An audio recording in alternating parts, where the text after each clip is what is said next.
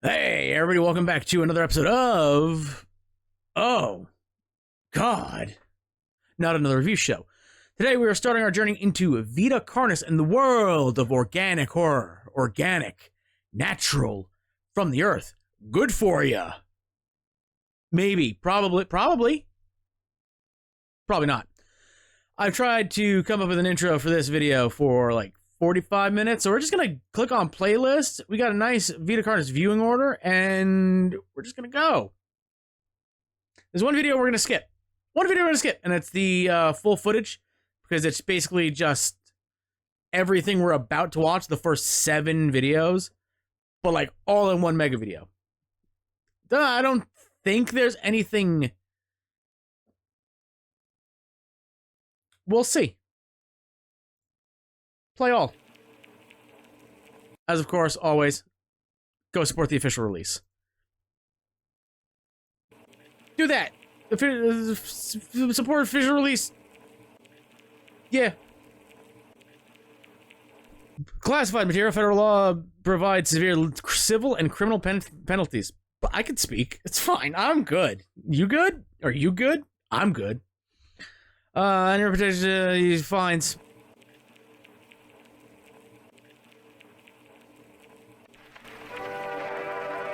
On planet Earth, life has thrived for millions of years. Doing okay so far. Big and small. Earth, that is. All have found ways to adapt and evolve to flourish in all types of environments. From barren wastes to lush forests, life can be found.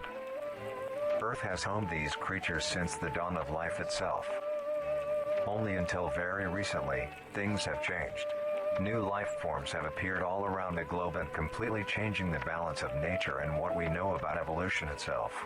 I'm listening. That is why we, at National Living Meat Research, have been studying these new species, trying to help educate everyone about these creatures and their wondrous ways of life. Doing great so far. No notes. National Living Meat Research. Vita Carnis, Latin, Vita Carnis, living meat. I see what you did there. This is a perfect way of doing, like, I know for a fact it's not going to stay this old style of analog horror, but this is perfect way of doing it. Right? First, what are these new life forms? Tell me. Since their explosive arrival across the globe in 1931, there has been much debate on what these newcomers are and where they came from. What? I'm sorry, what happened in 1930? War? War. WW2, right? Steady incline. Never really plateaus. Goes down a little bit, what, 1965, we'll say? And then through the friggin' moon in 1970, goddamn. Are they extraterrestrials coming to invade Earth? Or are they demons who come from hell to purge humanity? We've dealt with both of those conveniently enough on this very show. We've dealt with aliens from the moon and the demon of lust. From what our scientists have discovered, no. The origins of these creatures are solely to Earth, miraculously out of nowhere. We don't know why or how, but one thing is for certain, Earth is now their home. What these creatures are is mysterious and still not well known today. But here's what we do know. Okay. These creatures are comprised mainly of muscle tissue, organs, and bones. One. They greatly resemble animals with no skin, or store-bought meat. Because of these characteristics, they have been named accordingly as Vita Carnis. The Carnis species consume decaying, organic matter, but their main diet is composed of raw meat, not including their Carnis relatives. The Carnis... I like that as to specify. They're not cannibals.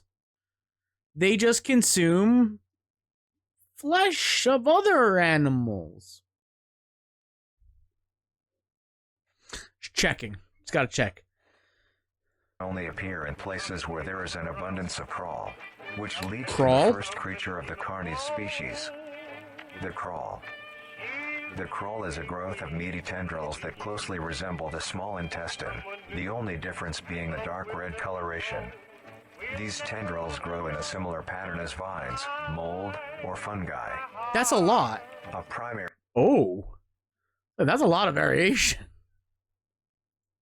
Hold on. similar pattern as vines, mold, or fungi. I guess you like clustered. I'm assuming, right? Because that's the only thing I could think of, like that all three have in common. They're just like clusters of clusters of them. A primary stem structure is the host to divisions of other, smaller branches. In each tendril Let the video play. Oh, I understand. contains a variety of veins, arteries, and other similar organs used to transport nutrients absorbed from its surroundings. The ends of these tendrils are equipped with organelles used to absorb water and organic matter necessary for growth. The source of these organic materials is mainly found in dirt and soil on surrounding surfaces. Using its root-like tendrils, it absorbs the material and processes it into usable energy. Of course. Although, the crawl also obtains energy through another means. Go Using on. a sophisticated form of photosynthesis, Oh, okay. the dark pigmentation of the smaller branches is ideal for absorbing sunlight, and therefore allowing solar energy to fuel the crawl's growth. Huh. Because of its efficiency, it thrives in almost all types of environments, easily allowing it to spread across the world, and can be found pretty much anywhere. Its recent inclusion in the ecosystem has caused many major changes in nature's balance. I'm sorry, Esther. What the fuck am I looking at? That is what I'm concerned with. I mean, if it is like moss, vines, and fungi, yeah, it spreads pretty quickly, I'd assume, right? One may assume that the crawl's presence may outcompete any other competitors, but due to its unique life cycle, where old branches fall off and decay into nutrient-rich compost, all forms of life seemingly flourish instead. Huh. The crawl's abundance grants plenty of nourishment to all animals, from plants feeding on the decayed crawl, herbivores thriving on increased plant population, and carnivores feeding on both the abundant prey, and are able to eat the crawl as well. The presence of all these animals leave behind waste, which will be broken down and consumed by the crawl, and the cycle begins again. Is it This Ouroboros? form of symbiosis leads to an environment where all populations thrive. Humanity also uses the crawl to our advantage. Because of the supernatural rate of growth and its richness in nutrients, it has been sustainably cultivated into domestic farms. Neat. The crawl is harvested and processed into fertilizer, which greatly increases crop yield and quality. The crawl may also be used as a food source for humans, and reliably so. But due to its unkindly appearance and taste, it has yet to reach cuisine standards. We'll say unkindly appearance. The crawl also plays a very important role in the next creatures that we have been studying. Sometimes, in a crawl-populated environment, a node of meat may develop on one of the branches. A node of meat! This node will fall off and grow into a functioning organism, and go to live on as an independent animal. This leads us to the upcoming species that we will be discussing. The first of these creatures are the trimmings. Okay, hold on. Okay, hold up. Where to start? I do like that. I do like this part. I like all of it. Me saying, "Oh, I like this part," doesn't mean I don't like anything else. I actually do like they brought like real science into this. Not science, but like, oh, it's where's it go? Where's it go? Yeah, of course, that's where the thingy happens. The darkened ends of it draws in sunlight more because that's how things work. Dark colors draw in the sun. They hold the heat better, so it does photosynthesis better. I do like that. There was this part here. That little nub in there. Easily allowed. Gone. Just Thanos snapped out of existence. That's weird. I don't know if that's just a To spread editing thing, maybe. This whole life cycle thing, I don't think eating it is a good idea. It just kind of sprouted up randomly. I don't think it's great for this cycle to be happening. That's what I'll say for now. Of course, we have some weird stuff. 'Cause analog horror. Because of the super... What the fuck is that? Then I look like something? I don't like that. Don't like that. Esther, what did you photograph? Hold on. Where's my buttons? Hold up. Crawl. Radio... Oh, shit. Hold on. Radio tower overgrown with crawl. So yeah, it's an invasive species, I would assume, right? It's happening here. I still don't like whatever that is. It looks humanoid. I don't like it. Most replayed. Yeah, no shit. These creatures are the trimmings. Then we glitch out. Right? Where's my buttons again? Yeah, it is sprouted up out of nowhere during what I'm assuming is wartime, World War II, 1930-something, and is now an invasive species. Come on, baby. Show me what I want. No, that's not what I want. There was a weird dingus here, wasn't there? Also, note of meat. Hilarious. Hi, goddamn hilarious.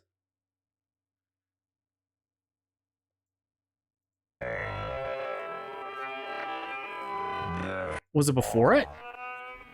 There was a thing. I saw the thing. This leads us to the... Okay, quarter speed. The upcoming species that we will be discussing. The first of these creatures are the trimmings. Yep. Bingus. You doing dirty work. Oh, dirty. How dirty? How organically dirty. Come on. Nope, that's that. Hold on. Hold up. Hold the phone. Hold up. Oh, great. I have no idea. No idea what that is. Okay. Little drops of something else. Oh shit. Once upon a time, there was a kingdom. The kingdom was blah, blah, blah, blah.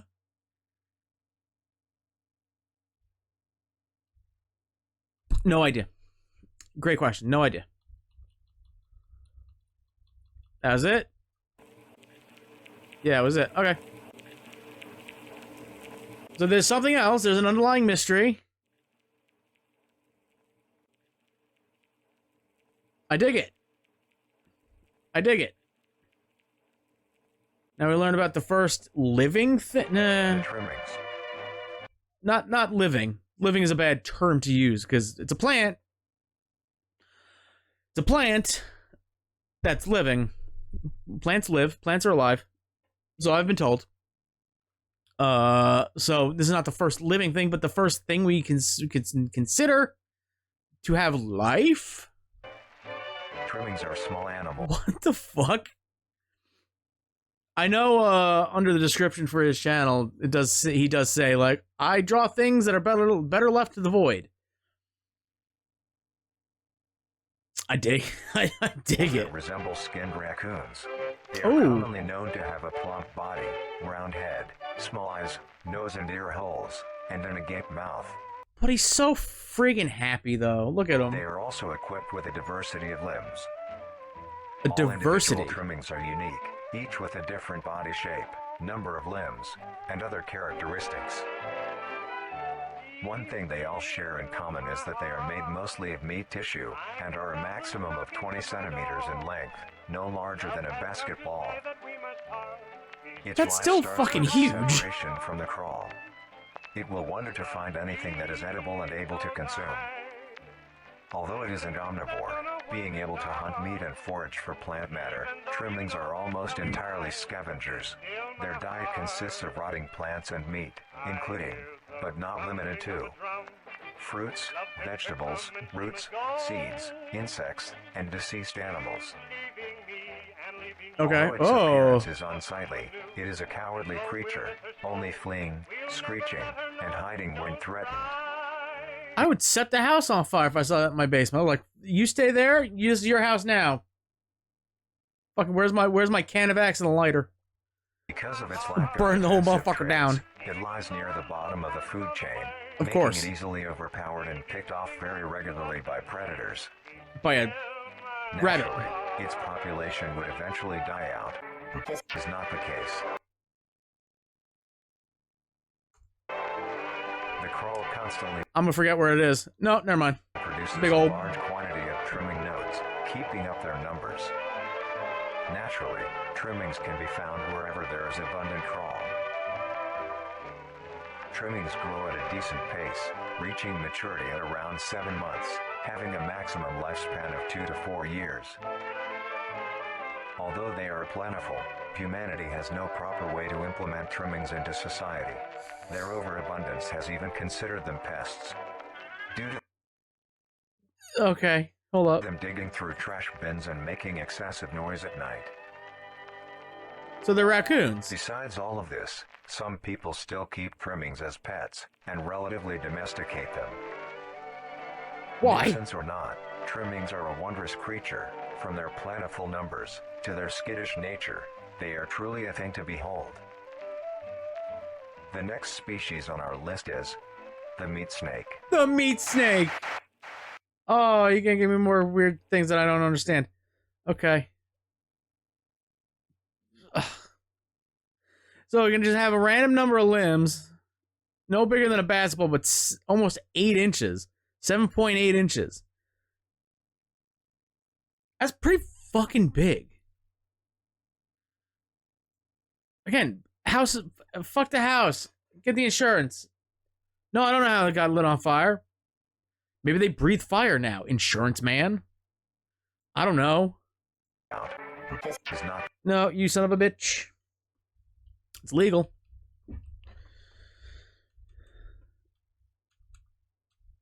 Come on. Come on. Come on. Did I go back too far? Hold up. population would eventually die out. I did go back too far. Mass trimming infestation? Blah, blah, blah, blah. I estimated 400 plus trimmings gathered under a large abandoned satellite dish. The reasons are... Fun is... Okay. Yeah, again, it is a... It says infestation. It is an invasive species. Is not the case. Whatever the carnies The are. crawl constantly produces a large quantity of trimming nodes, keeping up their numbers. They're overabundant. That's terrifying. I go up to my attic. I see this thing. House is on fire. Fuck that. Burn it down. Seth Rollins style. Fuck that. Fuck that house. Don't need it anymore. I'll live in a van down by the river. It's fine. We're totally fine. Although that's probably where more of the damn things are.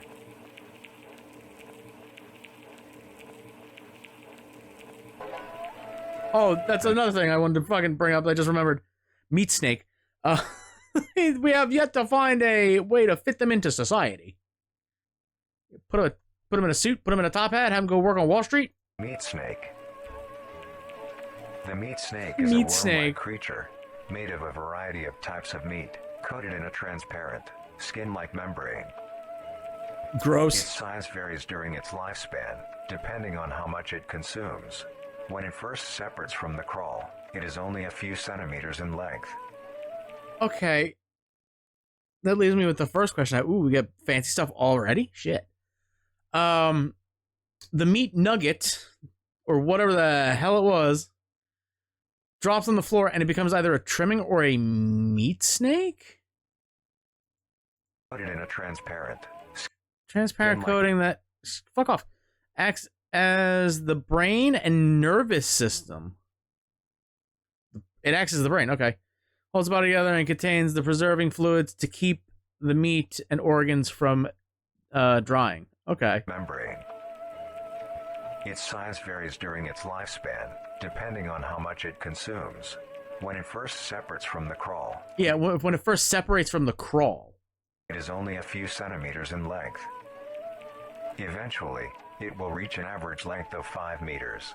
Damn, 16-foot meat snake? That's a big ol'...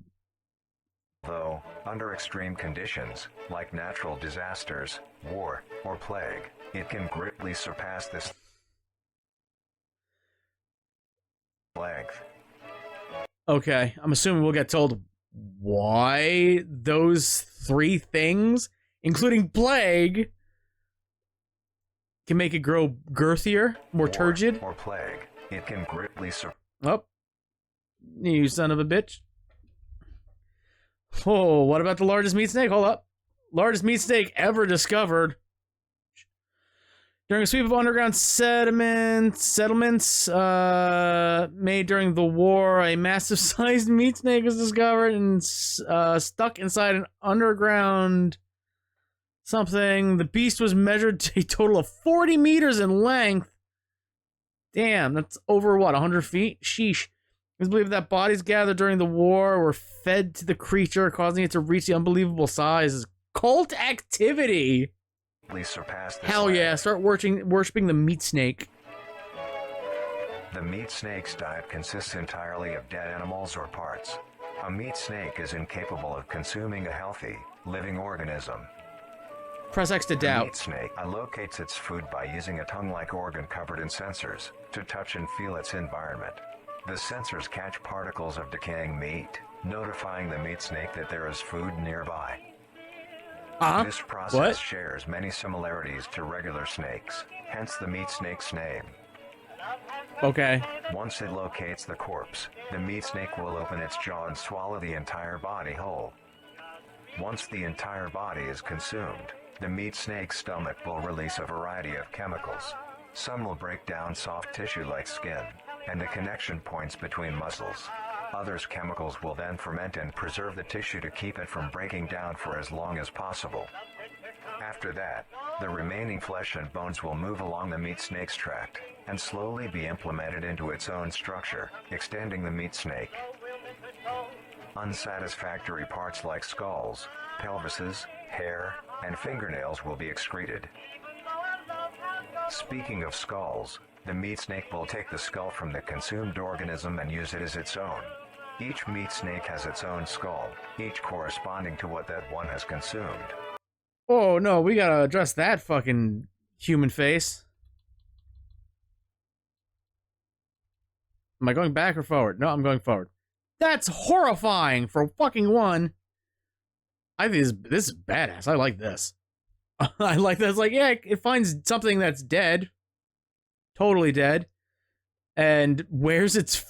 Because I guess, because it's got a translucent wrap, I guess. It could just, like, plop on the new skull as its own.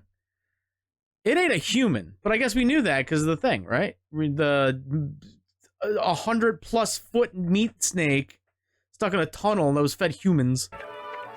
During its lifespan, it will swap or replace these skulls if needed. A meat snake's lifespan depends entirely on how much a meat snake consumes. Yeah. The longest one has lived for was 28 years.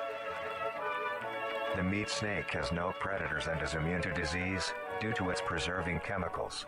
The only significant ways a meat snake can die is through starvation, burning, or complete destruction of the meat snake's membrane coating. Which burning would do. Light the house on fire. The meat snake is the only member of the Carnis family that is able to reproduce. When a meat snake reaches an excessive size, and is in the conditions to do so, it will commence mitosis, splitting itself in two. Then the now two meat snakes will go on their separate ways and live on as two distinct organisms. This is the ultimate creature. Meat snakes can only be found in moderate temperature climates, not too hot, not too cold. Their population depends entirely on the amount of corpses available. Where there is death, there are meat snakes. humanity will use them to our advantage. Meat snakes are a very efficient and clean way of disposing of any meat products. The preserving fluid within the meat snake's body disinfects the carrion, preventing the spread of disease. Humans use meat snakes in butcher shops as a waste bin, dispose roadkill, within war on the battlefield to dispose of festering bodies and parts, and within zoos to dispose of deceased animals. They are extremely tame, not caring if any creature is around them, only acting defensively when it is within consuming a meal. This means they are very easy to tame. Press X to doubt. Overall, meat snakes are a marvelous creature with a very interesting way of sustaining itself.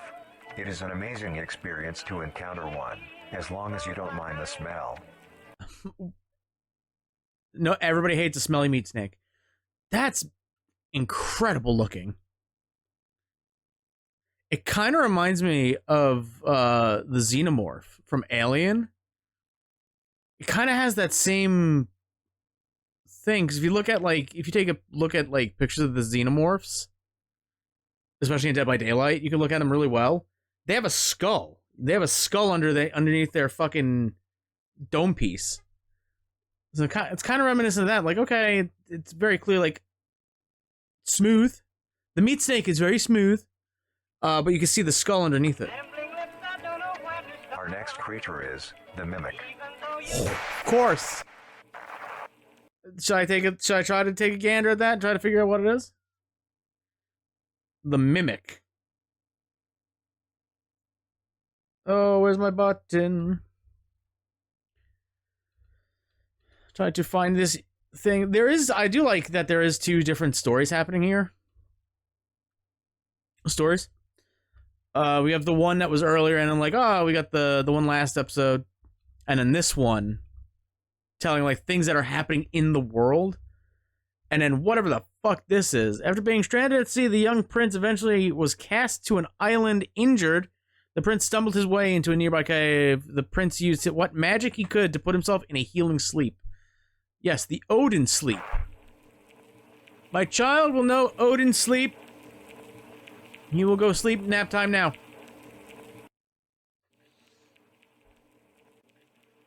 Okay, mimics. Everybody does mimics. They're always different, though. The mimic. Fuck, I hate his smile. The mimic is a bipedal creature with uncanny similarities to humanoid anatomy. They greatly resemble humans without skin, with added exaggerated features. These features include extended finger length, longer limbs, bulging, empty eyes, and their most prominent feature, a wide, teeth-filled smile. Although it resembles a happy face, this is a coincidence, and is only how their facial structure is shaped. The maw of the mimic contains much more teeth than humans, and their teeth is comprised almost entirely of incisors, with some canine and premolars in the back. This tooth composition is ideal for biting down onto meat and swallowing chunks whole. A mature mimic's diet is comprised entirely of human flesh. Oh, no way!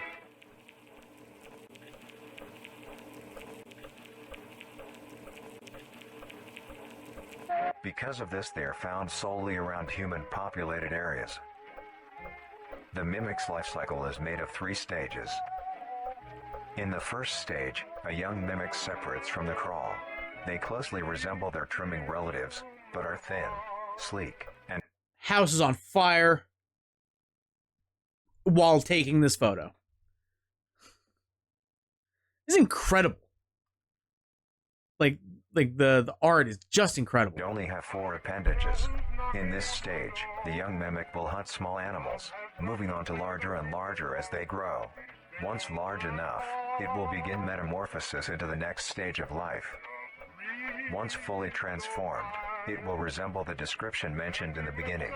Its hunting style changes and becomes much more complicated. No, honey.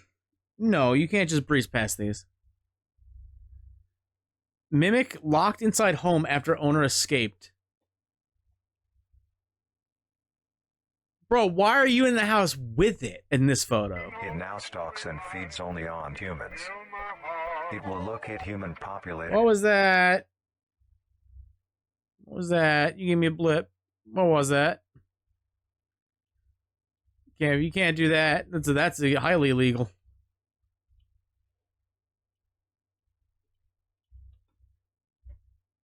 Trade you in for a trimming. They're adorable?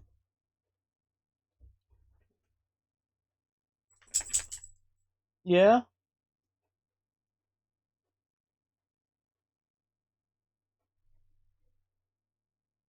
There's about 4 twirls before she laid down.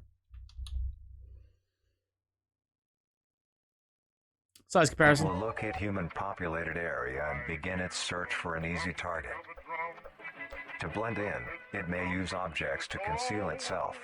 These include clothing, mannequins, and furniture.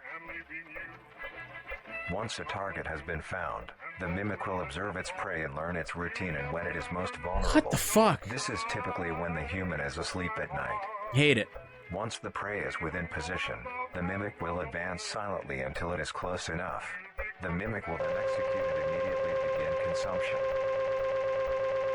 Once the mimic has had its fill, it will leave the scene, a fair distance away from the human population, and begin to digest its meal. Stationary mimic found outside of town, presumably digesting last night's meal. Sprite of Artemis. Why did you not take a bullet to its brain? Although, unless it cannot be killed. In the case that a human is awake, a mimic will use a variety of sounds to either lure or startle prey into cornering themselves. Once a human is in place, it will swiftly attack and kill the helpless target.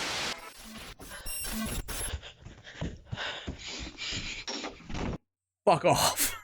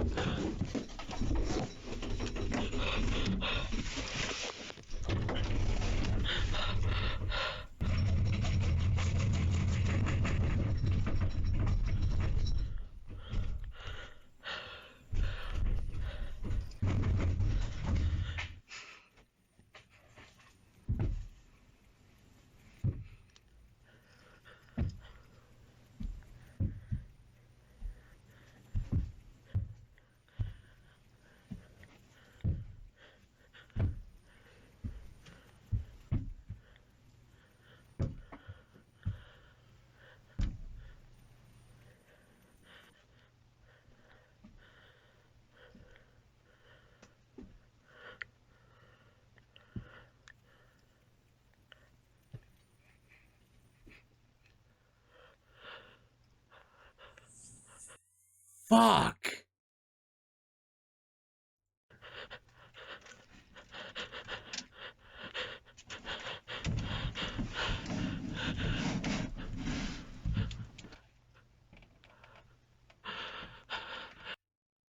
Oh my god.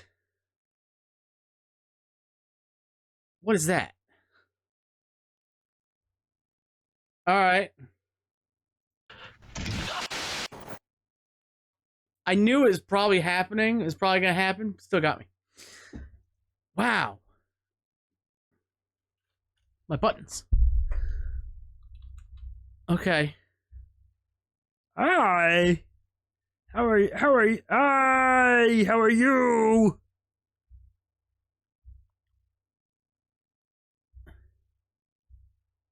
That's incredible. That's incredible. I was not anticipating just like, I guess that's the showcase of it being like, ah, fuck you, brah, headbutt. Should have closed the door fully and turned off the flashlight. Rookie mistake. The next stage A rookie mistake that will cause you not to go pro at the that mimic's point. life cycle has 2 potential morphs it may develop Oh, into. fucking great. If a mimic has a consistent supply of food, it will develop more human-like features. It will grow skin, hair, and by the end will look nearly identical to a human being. Oh. It now can blend entirely into civilization and lure other humans more effectively. The second type of morph happens when a mimic receives an overabundance of food. Oh, It good. will grow into a larger, more evolved hunter. Its proportions will increase in length, and its humanoid features will fade away. It grows a thick, dark coating of a flexible skin, which is highly durable. and increases in strength the more the elder mimic consumes. This excludes the face, which is now coated in a pale pink skin. The fuck? Why? Why would you stop and photograph this thing if you know it has gotten to the point where it is such an elite killer that it looks like this now? Why would you stop and photograph the it? The mimic's teeth have also moved deeper into the mimic's throat, leaving its mouth a toothless grin. It uses the dark hue of its skin to hide seamlessly within a dark environment. Its skills have also been heightened. This makes an elder mimic one of the most efficient predators on the planet. Because of the obvious threat this poses on humanity, nations around the world have released instructions on how to be able to fend for yourself in a mimic encounter. Here are the instructions. 1. Avoid going out alone if your location is known to have mimics, or there have been mimic sightings. 2. If you encounter a stationary mimic, seemingly unfazed by your presence, quietly leave the location and alert your local authorities. 3. If pursued by a mimic, get yourself into a position where you are able to flee. Mimics will rarely attack if a person has a clear escape route. 4. In the event that you have been cornered by a mimic, roll into the fetal position, protecting your neck, face, and vital organs from attack. Make as much noise as you can to alert any other people. 5. If you have a weapon, do not use it. A mimic is fairly resilient, and any strikes or shots on a mimic is not effective enough to bring it down in time. Instead, use it as a barrier between you and the mimic to block any attacks. 6. In a situation where a mimic is hunting in the immediate area, and is not aware of your position, hide somewhere low, like under a bed or behind other furniture. A mimic will not linger too long to search for prey, and will move on. Be safe, and avoid any encounters with a mimic at all costs. Next up, the Harvester.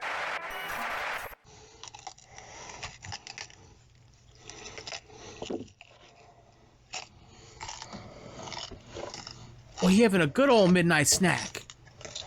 Look at that barbecue sauce he's getting everywhere.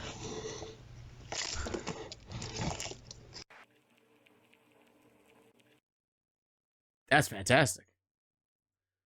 I was like, oh good, another fucking thing I gotta figure out what the hell it is. Nope. Homeboy was having munch time.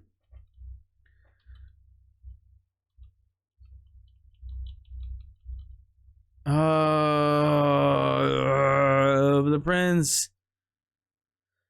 Something was long.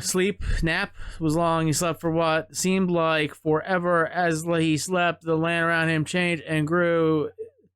It was unrecognizable from when the prince first arrived, but the sleep still needed time to heal the prince. Much more time, but it kept the prince safe while he rested, guarding him from the elements as the land changed. Has something to do with the overarching story, I'm assuming. And instead of like newspaper clippings, we got actual show and tell. We weren't told anything. We showed a hell of a lot, though. All right. The Harvester. The Harvester is a large, bulbous mass, with a large amount of tendrils spreading from the base. The bulb measures around 3 meters in height and 2 meters in diameter. The tendrils, on the other hand, can extend up to 150 meters in diameter horizontally. Jesus! The Harvester is a specialized form of crawl that grows in a unique and deadly way. A harvester is created when a node that will grow into a harvester, instead of separating, continues to grow. Eventually, it will grow tendrils of its own. It uses the energy provided by its mother branch and expands its reach further. Its tendrils, hidden just below the surface of the ground. The Harvester is equipped with 2 types of specialized tendrils. The first type is bulky and flat. They lie the closest to the surface. These branches are lined on each length of the tendril with spines, extending in the shape of a bear trap. On each side of the branch, those particular spines have a vein that feed into them, that pump two types of venom. I was gonna say. On one side, I saw nice little things there that you described on the piece of paper. I'm like, those are gonna be fucked up. the spines can inject a neurotoxin, which will attack the nervous system of whomever it is injected into, causing sudden paralysis. Uh-huh. The other side can inject an anticoagulant, which when injected, prevents blood cells from clotting. Whenever a large animal moves across the area armed with these tendrils, the branches will clamp onto the animal and thrash violently. Once the prey has been injected with both venoms, the tendrils will rest and the prey will immediately collapse. The animal will be unable to move due to the paralysis, and the wounds caused by the thrashing spines will not stop bleeding. All the prey can do is lie patiently, until succumbing to blood loss. Patiently is a Once the prey phrase. has bled out, the second type of tendrils come in. They lie below the spine equipped once. These branches are thick, but very sturdy. They share similar anatomy to the small branches of the crawl, equipped with organelle that absorbs nutrients. These tendrils sense the blood, and move their way to the surface and begin to absorb the vital fluid. Once the blood has been consumed, the tendrils will wrap around the body and begin to shuffle downwards. This movement loosens the soil and slowly pull the body underground. Oh. Once secure, the tendrils will continue to feed until there is nothing but scraps. The nourishment absorbed by the tendrils will be sucked back into the main bulb of the harvester. This bulb houses all the vital organs and the venom glands that pump into the spines. The nutrients are then converted into usable energy. The remains underground decompose, providing a rich soil, causing very prominent plant growth, which then attracts more animals. Oh, that's a cycle. A strange behavior the harvester displays is its choice of diet. The spines will only activate on larger animals, allowing smaller ones to pass by unaffected. The spines will also not activate on some species of bird. There are a couple theories as to why this happens. Only some. One, it could be that attacking smaller animals would cost too much energy for what they get in return, making it not worth the time. Makes sense. Another could be that smaller animals may attract larger animals or predators, allowing a safe place where prey may thrive and lure more predators. It truly is astonishing. Is it? Although Or it terrifying? is a spectacular creature, it is also very dangerous. The harvester is decently rare, only populating sparse areas in the northern hemisphere and woodland forests. Oh, dope. I'm fucked. If you are stung by a harvester, there will be no way of helping you, being that there is no cure, and fatality is 100% positive. The best thing you can... Cool. What was that? Hold up. Positive. Oh, and my buttons. Whoop. Family attacked by a harvester while hiking. Something's up, whatever. Authorities refuse to handle the harvester. Only putting up warning signs. Yeah, alright. The best thing you can do is avoid encountering a harvester in the first place. If you are hiking, take note of any warnings or signs saying that there are harvesters around. If you I was gonna say, how do you fucking tell out in the open if, like, their tendrils are literally 500 feet long? also notice an abundance of lush, ground-dwelling plants in a forested area, and there are no signs of wildlife. This is suspicious and you should leave the area, staying close to the base of large trees or rocks. If you find yourself in the middle of a harvester ground, do not panic. Sudden movements may activate the tendrils and will inject you. Although a harvester is rather forgiving, do not risk any skittish movements. Remain calm. If you have any objects with considerable heft, like coats, backpacks, or full water bottles, gently take that object and lightly toss it towards the bulb, and away from your escape route. This will activate the spines on where the object lands, distracting the bulb for a moment. You will then slowly begin to do wide shuffles away from the bulb. If possible, Wide throw shuffles. another object when you are certain you are a fair enough distance away, just to be safe. Continue until you are completely sure you are out of harm's way. You may come out unscathed, but don't be too obnoxious, or you will be a harvester's next meal. Next up is the host. What? Okay. It seems like like all right, this whatever, like trimming. It's like all right, cool. This little thing, whatever. Oh, meat snake. Ah, it's a funny name. Eats dead things. Oh, here's the thing that causes dead things. Oh, here's an even more fucked up thing that causes dead things. Oh, cool. This world is hell. And then whatever the fuck this thing is. Host. The host. It's just new. Every next thing is even more monstrous. There's monstrosity after monstrosity. Oh, good. What the fuck? I can't even read. How do I read? How do you read? The goblin people, fucking goblins, man. Goblin, goblin, go Blindberg. Host of influence. The host of influence. Imperium Carnis. All right. The host of influence, more commonly referred to as the host, has its name derived from a host who invites guests to an event. Not to be confused with a host, a harborer of parasites or disease. Makes sense. The host is a semi-humanoid looking organism. It Oh, has is the it? structure of a head, torso, and arms. Other than this, it shares no other characteristics. The lower half of the host is comprised of a mass of fibrous tissue and tendrils that burrow into the ground to hold the host in place. Okay. Instead of skin, the host is covered in muscular tissue fibers, tendons, and veins. In some parts of the body are covered in a meaty plate, used to cover Terrifying. any large exposed areas, but allowing movement. The host's head has a smooth surface where the face should be, attached to a crooked neck, which houses a slit in the front used for feeding. On the host's back is a mound of pores. Protruding from these pores are hollow, hair-like structures, extending outwards. These hairs are barrels that release spores produced within host's body by being fired into the air. These spores are hazardous, so keep clear of them at all costs. Luckily,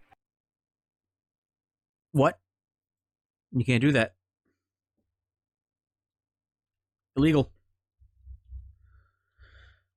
What the fuck?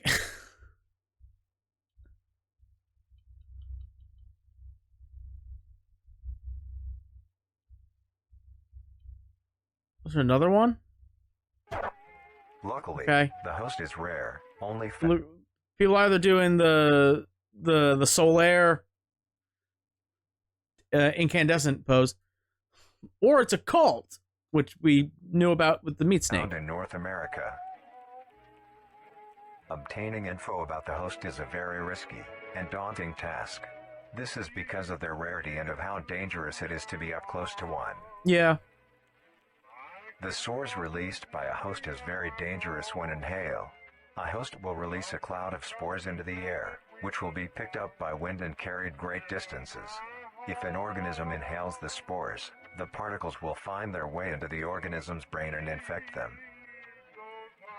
An infected organism will show no symptoms of infection right away, but a couple hours after infection the infected organism's behavior and thought process will change. The first symptoms that appear are restlessness, sluggish movement, numbness of joints, and lack of coordination. Then more serious symptoms appear over time. These include dizziness, migraines, impaired speech, and trembles. If you, or someone you know show these symptoms, contact poison control or emergency services.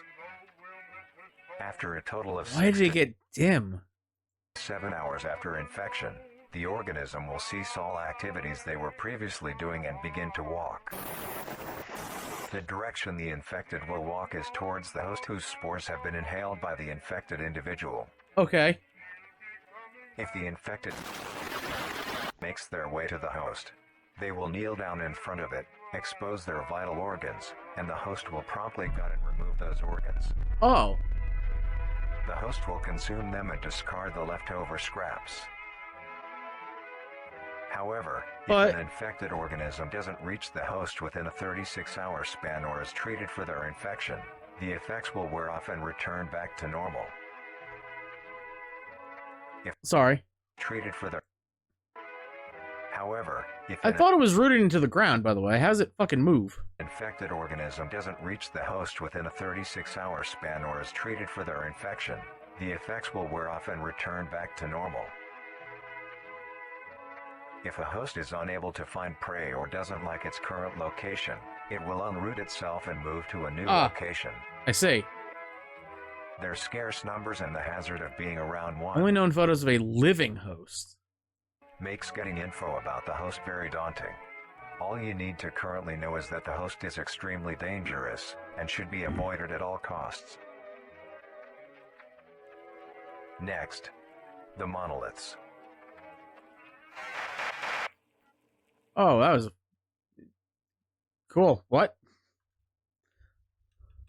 Like, oh, nice little dot or some shit. Although one day the critters found the cave while searching for food, they found the prince in a trance of his healing sleep. The critters were so awestruck and enchanted by the prince's magic. Okay.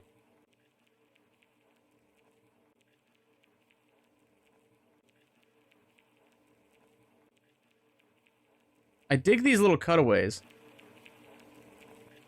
Like, it tells you something, and then, like, there's just live action shots. I like that. It's different. It switches it up.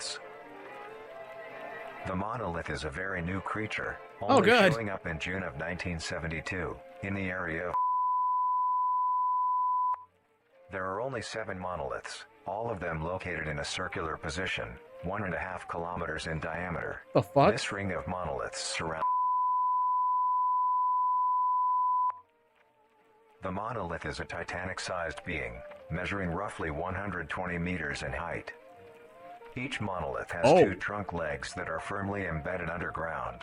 The legs connect to a torso. Yeah, the creature usually. itself is made of hundreds of thousands of meaty strands, tightly woven together to form the structure. These strands end at the neck, fusing into a solid mass of hardened flesh in the shape of an upside-down triangle, with a hole in its center. On each side of the monolith where arms would be, there are dozens of long, rope-like appendages. These reach just barely to the ground.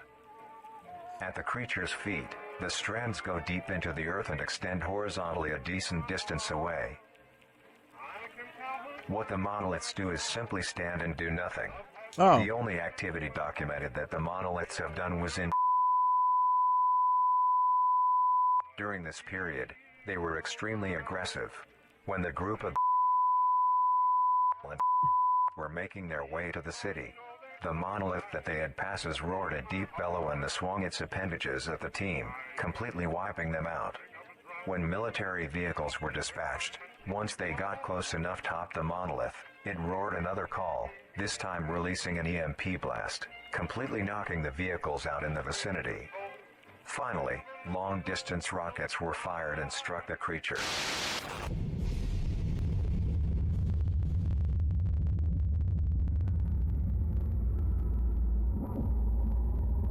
Ooh.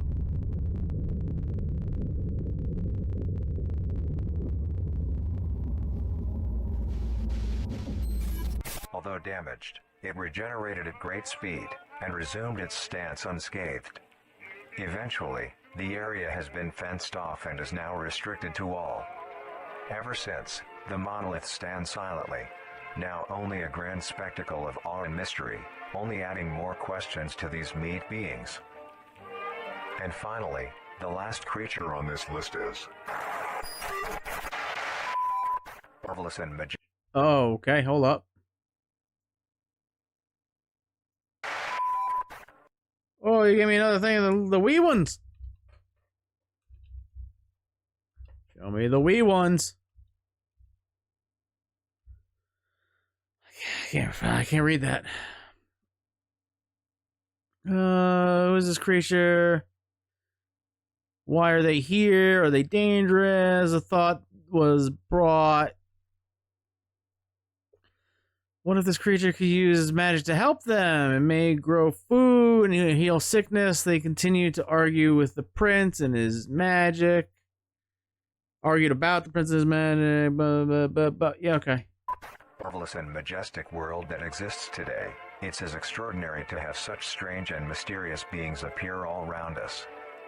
Thank you for joining us on this journey of exploration and discovery of the lives of these living meat creatures. You're welcome.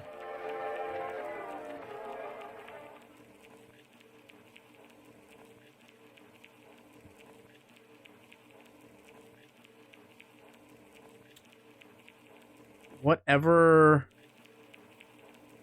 So this is the full footage. Trimmings, the meat snake.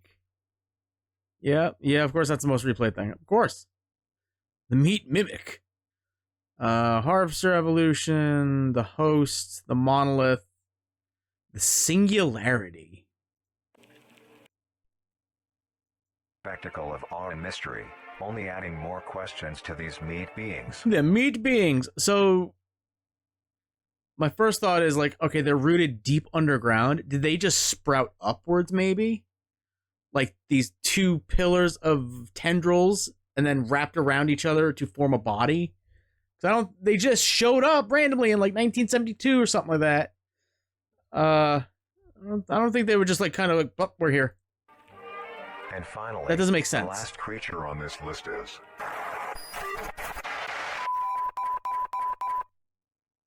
the singularity is an orb comprised of a dark-colored mineral with hints of luminous colors within its core. The singularity is estimated to be 1 meter in diameter. The orb has several unique qualities that are not well understood. The singularity typically can be found suspended in air by an unseen force. There are also a variety of reading that have been documented coming from the orb itself. Various things like magnetic fields, energy signatures, and other pattern-like signals released by the singularity. The population of these creatures is unknown. Almost all info about the singularity is hidden or confiscated by officials. We were only able to receive one classified document about the singularity being held by...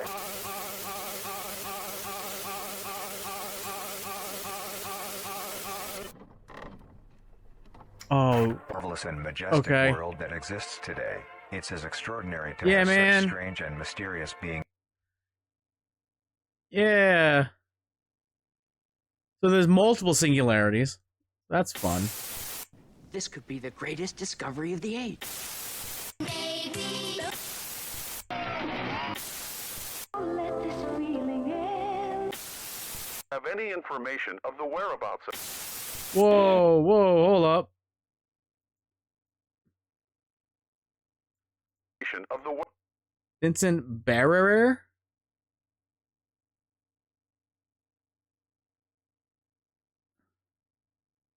Okay. Whereabouts of... Be making a dish that has recently gained a fair amount of popularity. Today's dish will be a cheesy crawl penne. Oh shit! Cook at home kitchen! Cheese crawl penne cook along. Fuck yeah, bro. To start off, these will be the ingredients you will need. 3 cups of penne pasta. Roughly 3 cups worth of fresh crawl. Try to get a variety of sizes when you buy yours, or when you harvest them yourself. 1 cup of cheese. That's it? Half a cup of green onion. 1 teaspoon of salt. 2 tablespoons of Cajun spice. 2 tablespoons of parsley. 1 tablespoon of dill. 1 tablespoon of garlic. A pinch of pepper. And finally, the most crucial ingredient. Nutrier Company's newly released Flavor Enhancer. To bring out the richness of flavors within each and every meal. Alright, where are we going?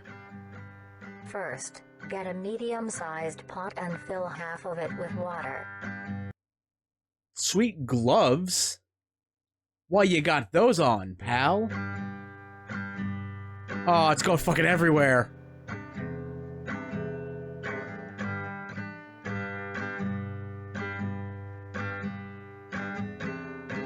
Add a pinch of salt, which is used to help the pot come to a boil. That's not what that's and for. help flavor the pasta. That is what it's for. Then, set aside to boil. I don't know if adding salt to water makes it boil Grab your quicker. crawl Whoa. and a sharp knife. Begin to cut the meat into a rough mince.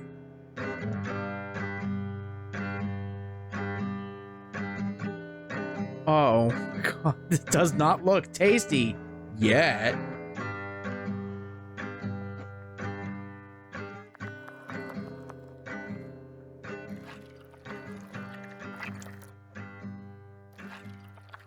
Oh, the squishy noises.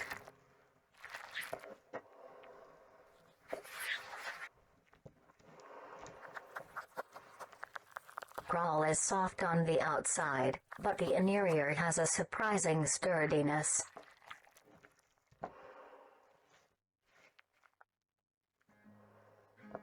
You just throw it in the food processor at that point. Then, gather the meat and set aside.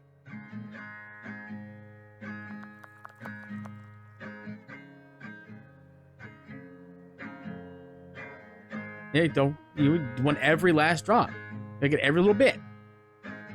Mince the green Same cutting onion board. into rough segments.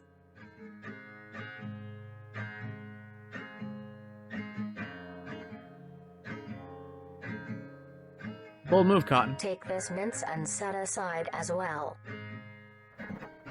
Next, grab your skillet and preheat with along some oil.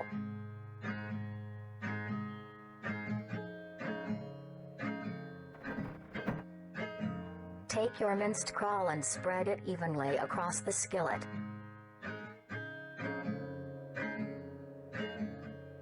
Stir occasionally until crisp and brown.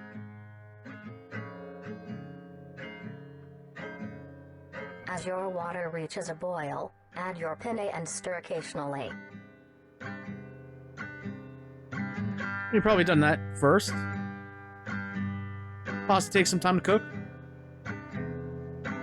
Cook until soft. At this time, your crawl will be brown and crisp. Add your minced green onion and then the spices.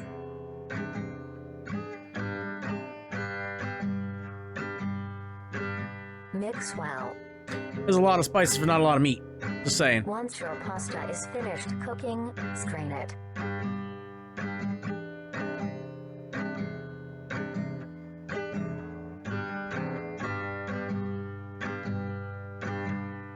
Lay your cooked penne evenly into your dish.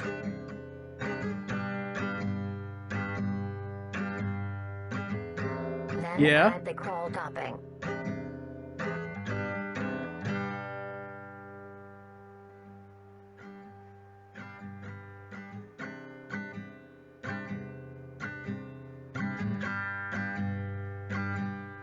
Sprinkle a generous amount of cheese along the still warm crawl for it to melt.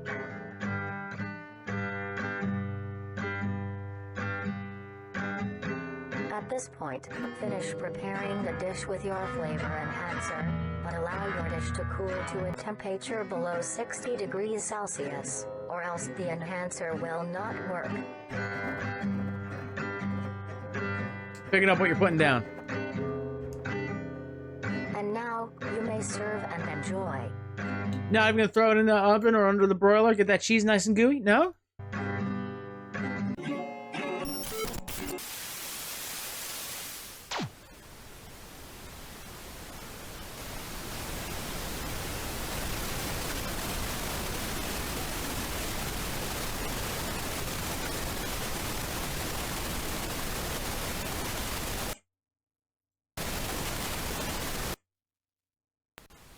All right, there's a lot there. Hold on.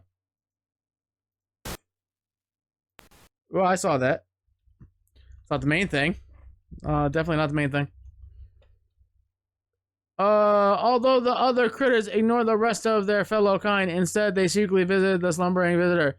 They snuck what little food they had and carefully fed the prince, greatly hastening their recovery. Those are some good friends. Know what you're complaining about? Oh, I'm gonna assume that's the singularity. Who are they?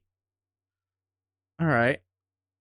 So where was it? I think it was here.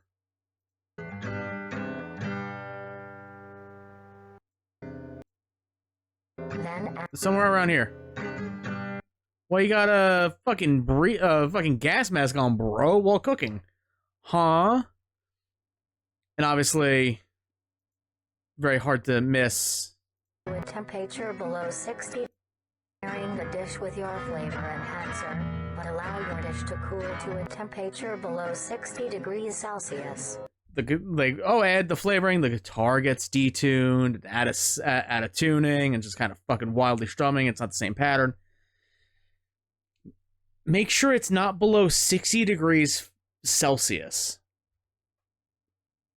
Quick math, that's what, 120 degrees? That's why you don't put it in the oven, right? I'm assuming, because we learned, like, oh, the crawl survives in, like, all temperatures, but some of them are, like, only in the warmer weather. I actually think it was, or not in the warmer weather, the colder weather. Right, the harvester, right? The harvester's fumes get into the brain, screw up the brain. We weren't told how that happens. Just that it kind of gets in your brain and then it lures you out into the field to get eaten. Like, I guess we were told. Dizziness and all that other fun stuff. Or else the enhancer will not work.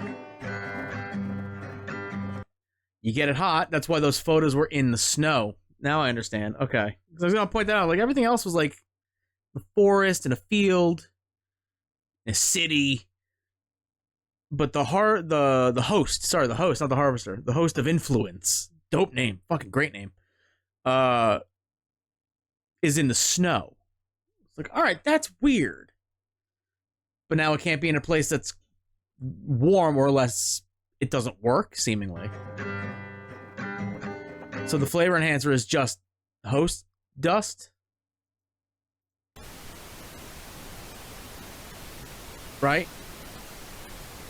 That's what it sounds like. What's next? Trimming care guide. Oh shit. Many people get pets for companionship. They form bonds and grow relationships with these animals, even to the point of them being considered a part of the family. Most people get dogs or cats, but maybe you want something more interesting. Then, you may want to get yourself a trimming. These lumps of meat have grown a reputation to be a loving companion for many people in the recent months. Go on. Although, most people may not know the proper ways to care for them. Today, we will be showing you how you can care for your pet trimming. Taking care of a trimming is fairly easy, but this is no reason to slack off. I know they were like, oh, it looks like a skinless raccoon. It looks like a turtle.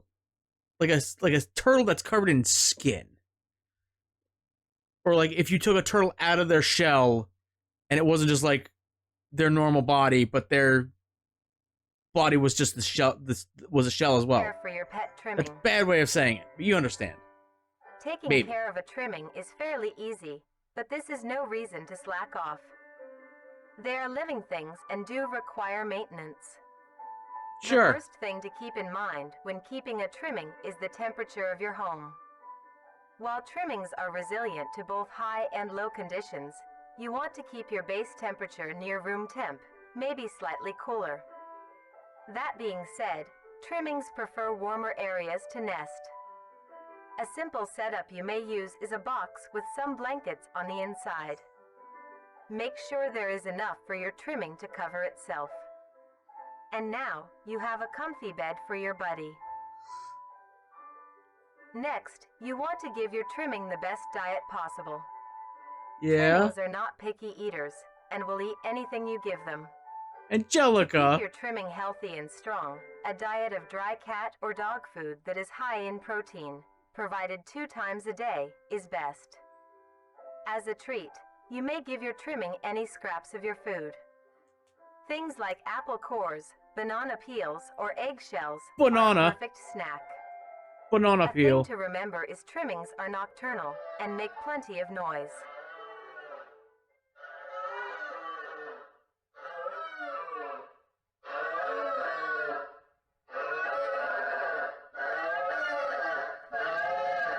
To prevent you from having sleepless nights, try to give your trimmings first meal in the late morning or afternoon.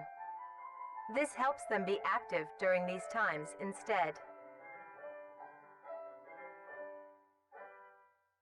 Go on. Another thing to consider if you want a pet trimming is where they will be living. Your home should have enough space for your trimming to roam around, as well as access to the outdoors, like a backyard. If not, be sure to take your trimmings on regular walks.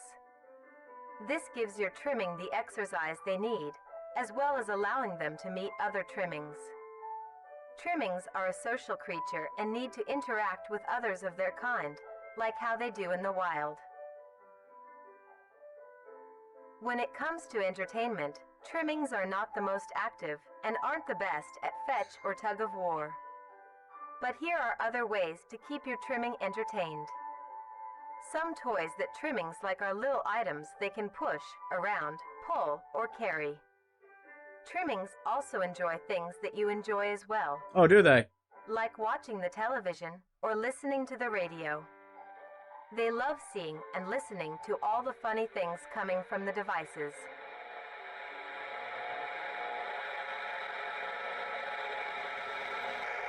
After a long day, your trimming might be dirty and need a wash. Of course. To clean them, start your bath with a gentle warm water, mixed with a bit of hand or body wash. Gently scrub the trimming's feet, armpits, belly, and neck fold. Remember to be careful around their face, and avoid getting soap in their eyes, nose, and mouth. Gently pat dry with a towel when done. Now your buddy is all clean. Boop.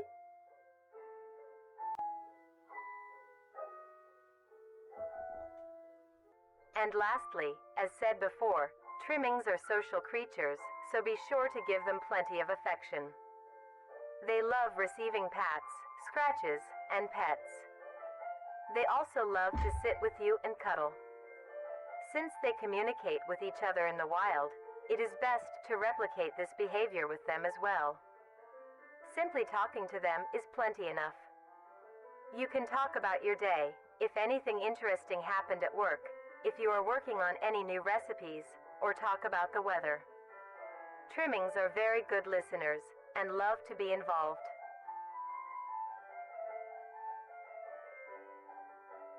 With all of these in mind, you are now well equipped to have a trimming become a part of the family. Do things right, and you will have a companion for a long while.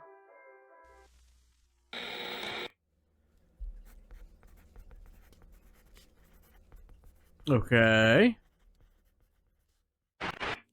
Oh, you had something more there. What you got for me?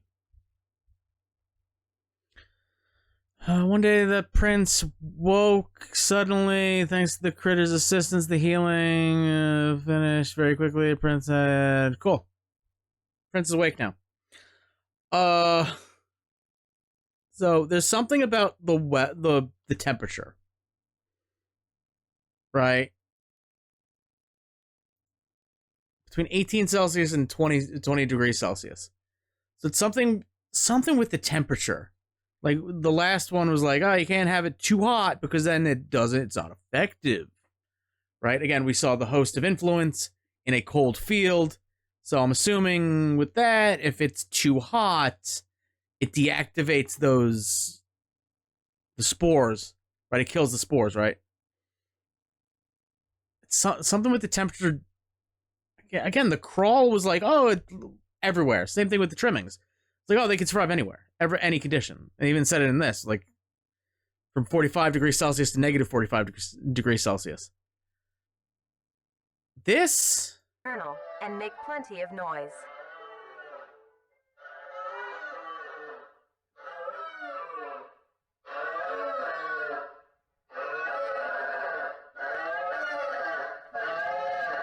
To prevent you. that felt like it's calling, trying to draw something closer. That's what that felt like. And one other thing, it's not location, it's this. Listening to the radio. We got the thing, I think it was in the trimmings episode, actually, saying like, yeah, there was a massive trimming infestation under a satellite dish.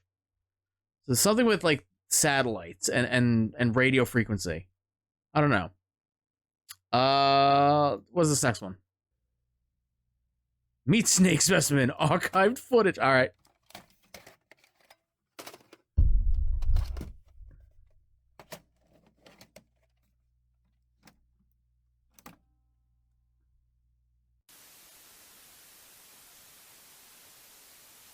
Okay. Wasn't expecting to be like, somebody put in a tape. Unauthorized production. Yep.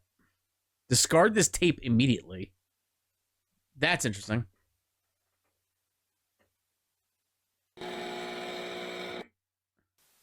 In the year of 1945, with the war finally ended, the cleanup process had started. During routine sweep of an underground train tunnel, the cleanup crew made a grotesque discovery. Found completely filling the tunnel was a meaty wall, and in the center of the mass was an opening with several skulls surrounding it. Closer inspection of the blockage revealed that the mass was actually an extremely engorged meat snake. Its impeccable size had blocked off the entirety of the tunnel's path. Oh yeah. There was many strange things with this creature. First was the coloration. A typical meat snake's color is bright reds and light browns. This particular meat snake was a very deep maroon. Depends on the session. Another strange thing about it was its behavior. This creature barely moved. Meat snakes are normally sluggish and encumbersome, but the specimen discovered seemed to lack even basic motor functions. Its behavior was that of a plant's. Stationary, with only minor movements within. One would assume it was dead. The reason the meat snake may act this way may be because it was completely lodged in place and minimized movements to conserve energy. But how would it have gotten this deep into the tunnel in the first place? And by the looks of weathering, it had been in there for quite some time. Oh, you never want to do that. You'd start chafing. How did it get so large? The answer was discovered by a different cleaning crew, who found the other end of the tunnel. They followed it until it met with the other end of the meat snake. Alongside it was a huge pile of This meat snake's skin also displayed great amounts of resilience. It took several days of cutting to even obtain a sample. Here, you can see the clear difference between this meat snake specimen versus a normal meat snake's membrane. Testing on the sample showed that it had great immunity to damage. Oh. It tolerated extreme freezing temperatures, extreme heat temperatures, and even high doses of radiation. It is a wonder how such durability can occur in an organic creature. Another strange phenomenon is the smell off the skin. Normally, it would have a sour smell of rotting flesh. But the specimen displayed a rather pleasant smell, like that of cooking scrambled eggs. What the fuck? Meat snake was later discovered to be missing by unknown survivors.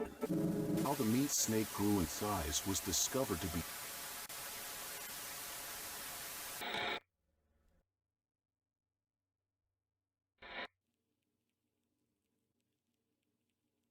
Well, we know.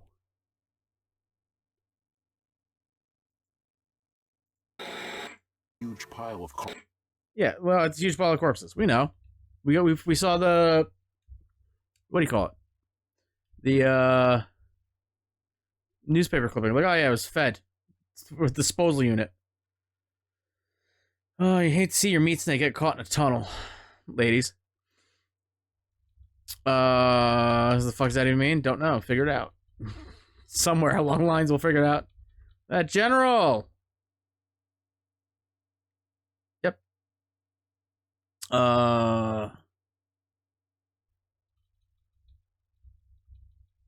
Where is it? Come on, show me. Show me the money. There it is. One of the critters built up the courage to meet the now waiting stranger. They crawled to the prince's side and extended their hand in friendship. The prince reached back. Together, they had formed the bond that changed their fate.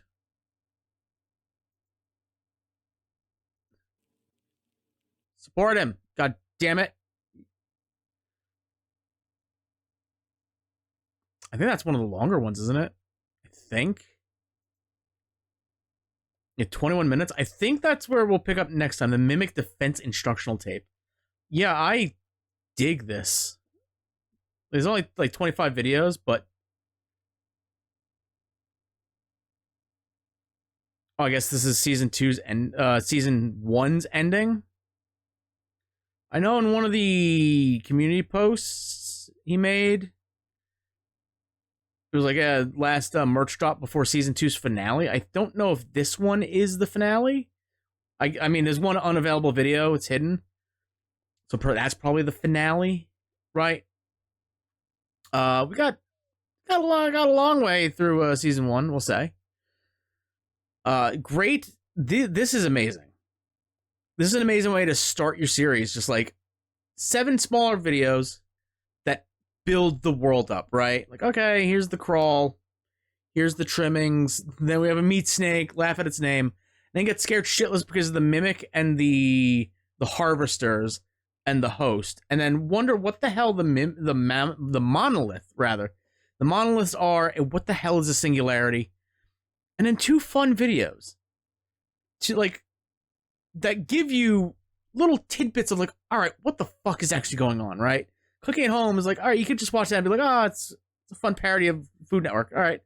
But he's got rubber gloves on and a breathing mask. So he doesn't want to breathe whatever he's pouring on, which would be the stuff, the seasoning, that cannot survive warm temperatures. And then we have this bunch of stuff with the trimming stuff. This, when was this? Okay, this felt like an April Fool's type of thing. Like, oh, meat snake specimen. There's a big old meat snake, right? But it's not. Weirdly enough. But yeah, this is great. We'll continue this in another episode. I'm very excited to get to Mimic Defense instructional tape because that looks terrifying. Like, it seems like anything dealing with the Mimic is going to be just pants-shittingly amazing. But for now, I want to thank you all for watching. If you enjoyed what you witnessed, do the YouTube stuff. I forgot, this series doesn't have an outro, does it? Huh. Just do the YouTube stuff. If you enjoyed the video, do the YouTube stuff. Support the official release, Darren Queeloy. And until next time, goodbye. Let's all go to the lobby. Go to the lobby. Let's all go to the lobby to get ourselves a